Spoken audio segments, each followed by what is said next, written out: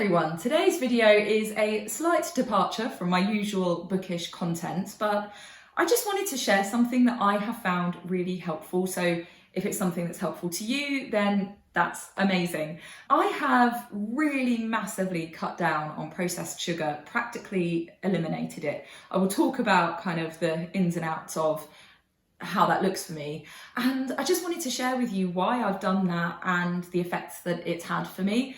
A couple of things to say before we get into it. First of all, I am in no way medically or nutritionally trained.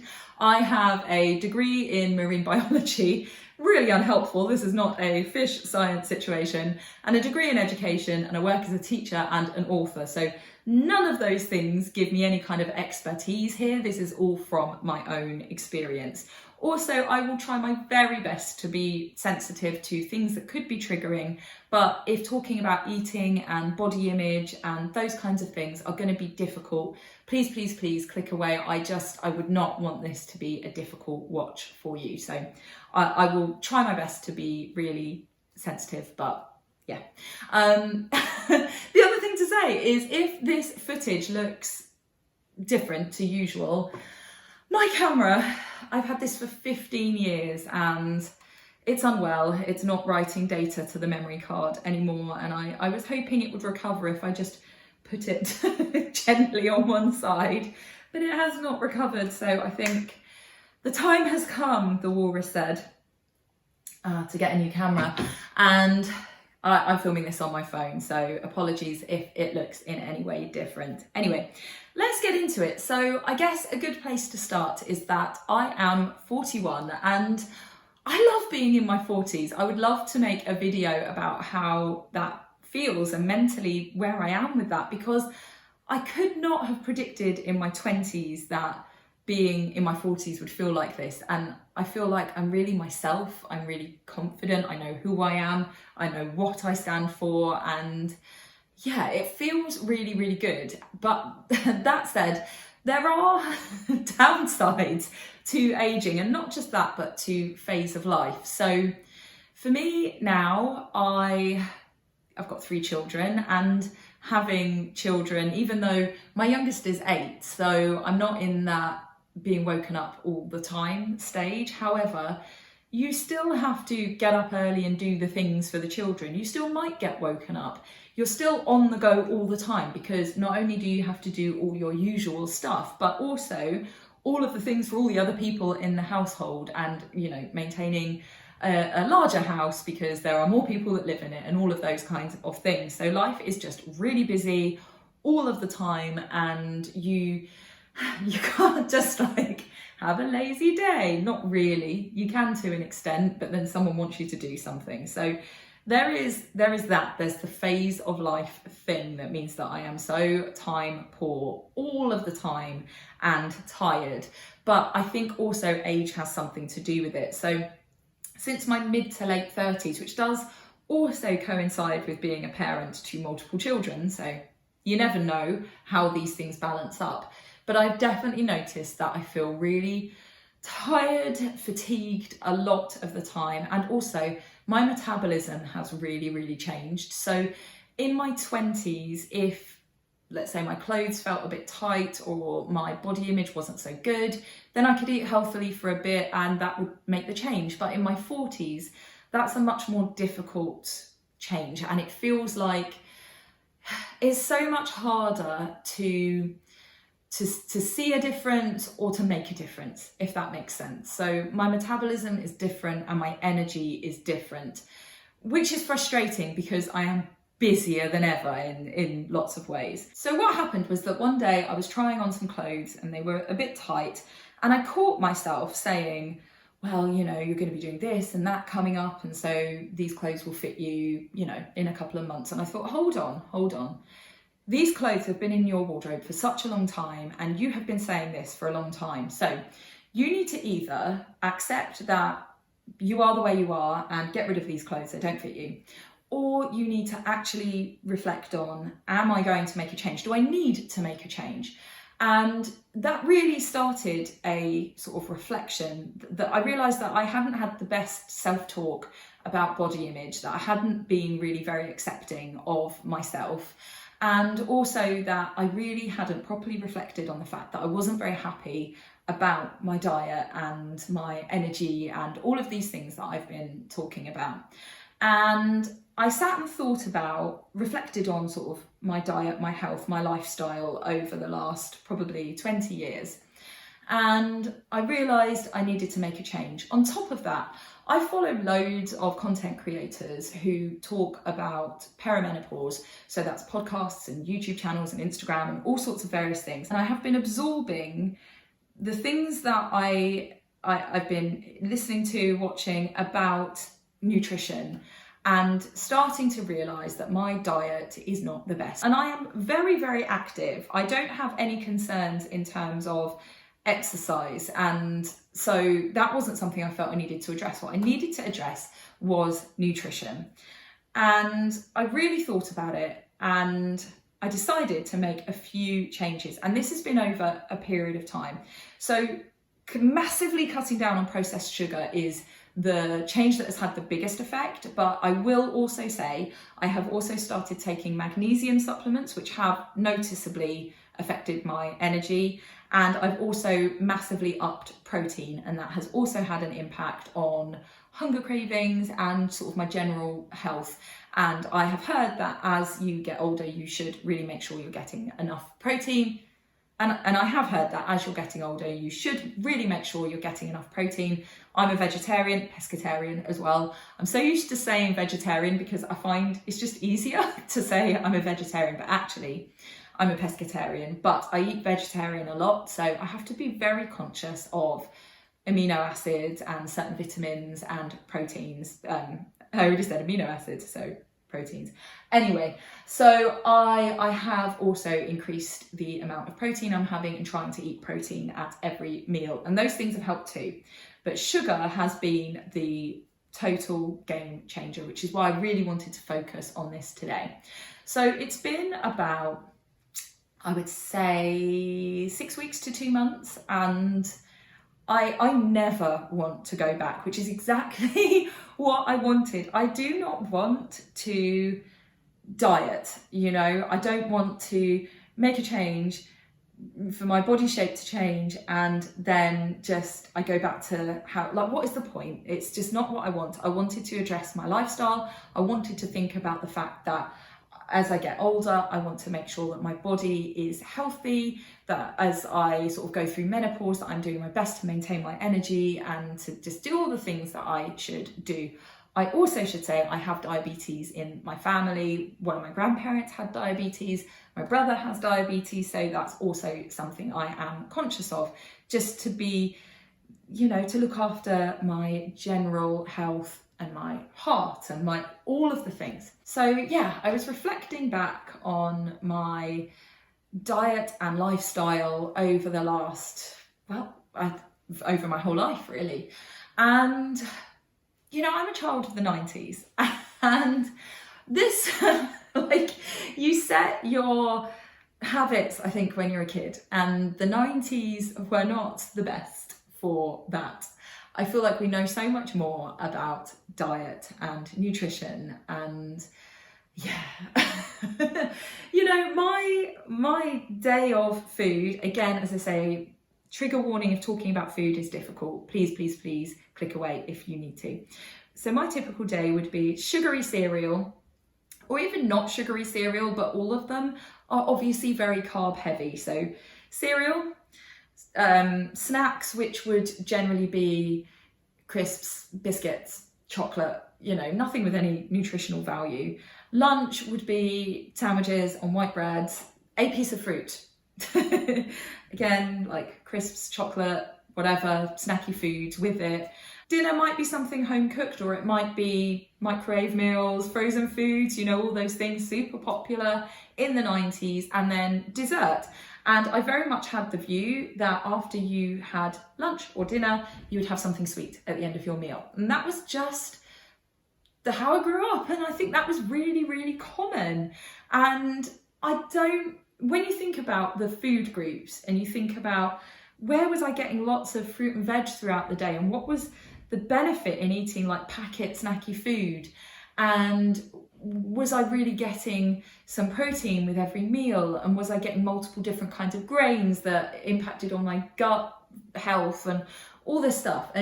But you know, when that's the food you're used to eating, that's the foods you're used to eating. So then I reflected on the fact that the one time when I really changed that was in my 20s, and I was training for my first Dan black belt in karate, and I'd failed it once. And when I booked my retake, I thought, right, I'm going to train really hard, but I'm also going to really look at my health, my nutrition. Sorry if you can hear the dishwasher. I'm going to really, you know, just try and make myself the healthiest person that I can be.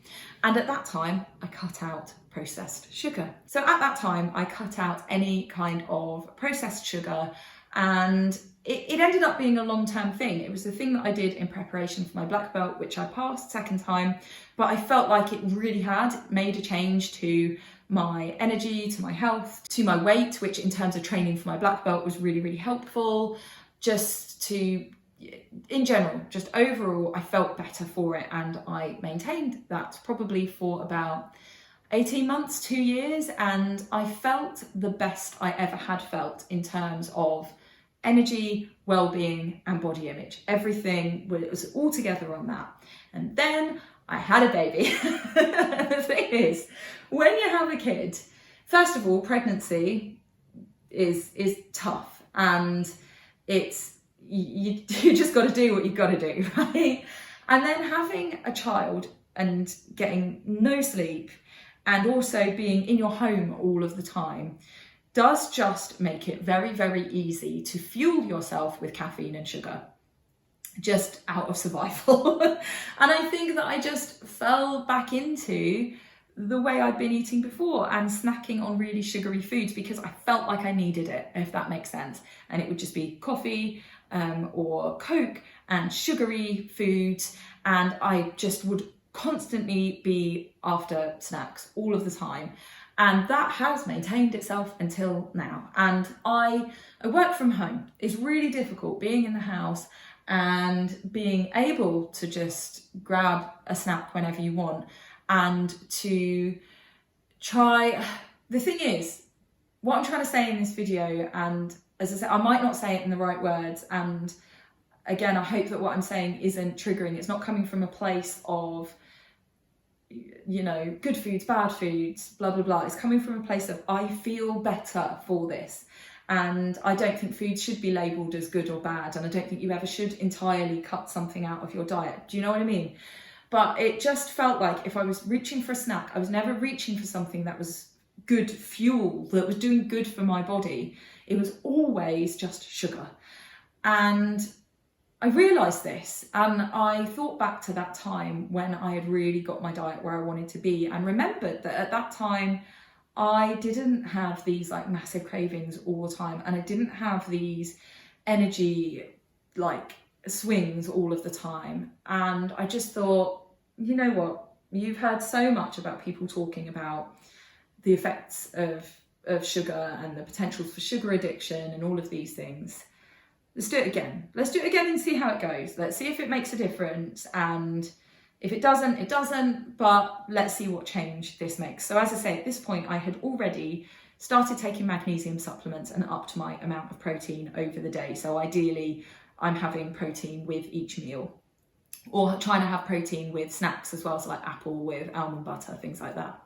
Anyway, so I decided that what I would do is that I would cut out processed sugar, except for after dinner. I thought I'll have something if I would like to have it after dinner. So one thing a day of processed sugar, and other than that, eat whatever I want. So snacks can be anything else, savoury snacks, whatever I feel like I'd like to have, fruit, veg, anything, and snack as much as I want, have as big meals as I want. This is not a diet, this is just a change in what I'm eating. This is just, I'm not going to eat processed sugar.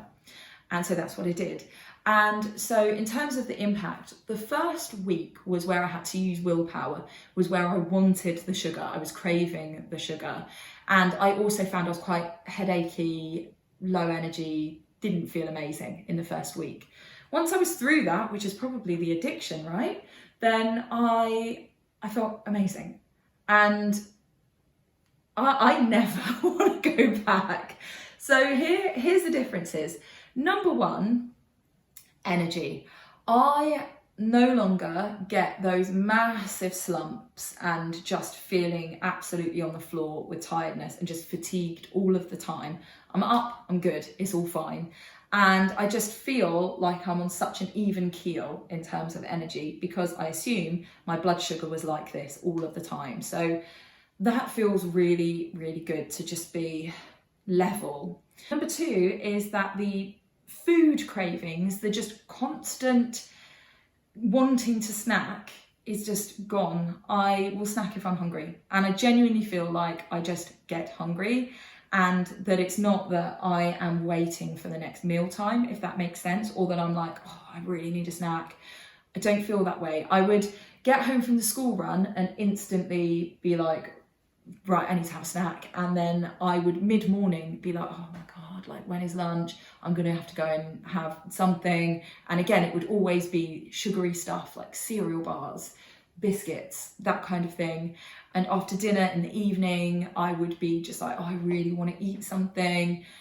As I suspected, all of those things were actually sugar cravings, because I am in no way doing any kind of restriction. If I'm hungry, if I want a snack, I will eat. It's just not sugary. That's all it is, right? And all of a sudden, I am not bothered. And I just feel like, I feel like food tastes better. I feel like when I'm hungry, I'm genuinely hungry. My relationship with food just feels really good.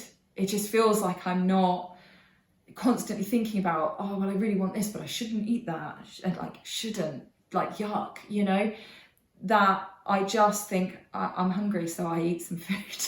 and that's what I want. That feels like a great lifestyle to take forward, feeling well balanced in terms of energy and eating when I'm hungry. Brilliant. That's where I want to be. Benefits is that I have lost a little bit of weight, and I am continuing to just very, very slowly and very, very healthily get to a better body weight, a better BMI. My clothes fit a bit better. I feel like the sort of proportions and distributions of my body are better. That feels really good. I know that my blood sugar is more steady because I can tell from my energy. So I feel that's a good impact on my health, but also my skin. I do not have the best skin. I'm prone to breakouts. I have very sensitive skin that is sensitive to the products that I put on it. I've recently had a breakout here because I changed my moisturizer. How dare I? But in general, my skin is better. In particular, I had started to get really bad bags under my eyes, and I looked shattered all of the time. You can look back on videos of me and see, for example, I got in at 12:30 last night and didn't get to bed till 1 because it was band rehearsal. A number of weeks ago, would have really had like swollen, baggy, exhausted eyes. I probably do a bit have slight shadows under my eyes because I did have a late night. But it's not that like, oh my goodness, I look exhausted and I feel exhausted. My skin is better. I just feel better. And so if you identify with what I've said, if you feel like you are struggling with fluctuating energy, if you feel like you are constantly snacky, if you are frustrated by your metabolism, your health, your energy, and you think that this might help you, and again, this is not any kind of medical or nutritional advice, if you feel that you are able and well to do this, then for me, it's, as I say, I'm not going to go back to processed sugar. And it took a week for me to just get that swing and to get used to not having sugar. And now I don't massively like having really sugary foods. For instance, we had some clotted cream left over. I know, leftover clotted cream, like what? So I made some scones to finish it up. And we had cream tea for lunch for 2 days. And on the third day, there was still some scones left. And my husband left me a scone And he said, oh, you haven't eaten it? And I said, no, do you know what? We have had 2 really sugary lunches, and actually yesterday I really didn't like it. And I love cream tea. Like, I really love cream tea. But it was like, oh no, it's just too sweet. And like, who even am I? But it was the fact that as a treat, as the one-off on the one day, I really enjoyed it. On the second day, I was like, oh, it's a bit sickly. I don't really like it. So I have become that person that eats a big piece of cake and is like, oh, it's just too much. It's too sugary. But it's not, my taste buds have changed. It's not that I don't want anything sweet. It's just that it's too sweet or it's too much. And so instead of craving it and insatiably being able to eat any sugar, like a whole share bag of sweets, no problem, now it would make me feel sick. And purely because I have just stopped eating it and my body has stopped being like reliant on it. I just feel so much better. And if I am, I don't know, if the ice cream van comes around and everyone has an ice cream and I fancy one, I'll have one. If we're at a gathering and we're having cakes and sweet treats, I'll have, you know, whatever I fancy, no problem. I'm not denying myself anything. I am just, by and large, really keep the sugar to a minimum. And it's not about not allowing myself at this point. It's about, you know, what a change this has made. Just don't slip back into habits by accident, you know. So if I do have a few sugary things, I don't want to go back to how things were. I just feel so much better in myself. And above and beyond anything to do with body image, above and beyond, like, how I look is so secondary, and that is part of being in my 40s as well. It's about me and how I feel, my energy, my wellness, and thinking forward as I age of being as healthy as I possibly can be and just being really good to my body. This just feels like such a good thing. So I really hope that in a year's time or more, this is still my lifestyle and this is a permanent thing, because I think that's always what it's about. It's about addressing your diet, recognizing where it could be healthier and making changes to fuel your body with good stuff. I really massively do not believe in restriction. I don't believe in having a negative view of your body. My body is amazing. It birthed 3 children. It is strong. I live in here and it's great. I just want to be good to my body. It deserves it. So that's where I'm coming from. I hope this is helpful. As I say, I am absolutely not any kind of professional. It's just stuff I read, a thing I wanted to try. And for me, especially at my age, compared to the change it made in my 20s, this is like radical. In my 20s, I was like, oh, I feel a bit better. Now I'm like, I feel amazing. So I hope this helps. I wanted to share it because it really has made such a difference. I'm not like some kind of super healthy, always thinking about being, I'm not that person. And so I feel like if it's helped as like regular, normal, foodie person, then I hope it's helpful to other people. Let me know if this is something that's useful, but sugar addiction is real and getting away from it just for me really helped my energy and well-being. Thank you so much for watching. If you've made it all the way to the end, please hit like. Thank you so much for your time and I hope this helps. I'll see you all soon for another video. Take care.